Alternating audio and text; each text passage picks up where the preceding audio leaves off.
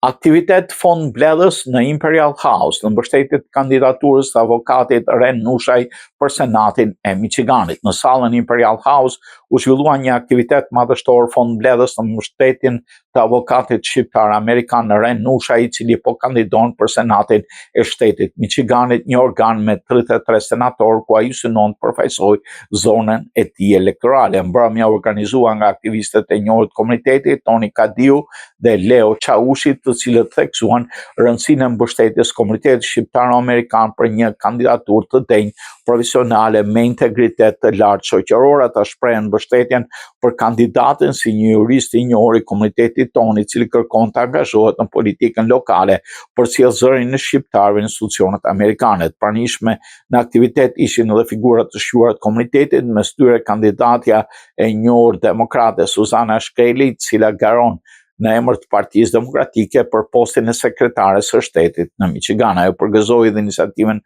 e kolegut të saj të PD-s, avokatit Ren Nushaj, si dhe angazhimin e Robert Lulgjuraj nga Partia Republikane, duke nënvizuar domosdoshmërinë e rritjes përfaqësimit shqiptar në institucionet politike të Shteteve të Bashkuara. Në fjalën e tij, avokat Ren Nushaj theksoi se synimi i kandidaturës së tij është rritja e pranisë së profesionistëve në fushën e drejtësisë në Senatin e Michiganit, në mënyrë që politikat publike dhe çështjet ligjore të hartohen me profesionalizëm, drejtësi dhe në shërbim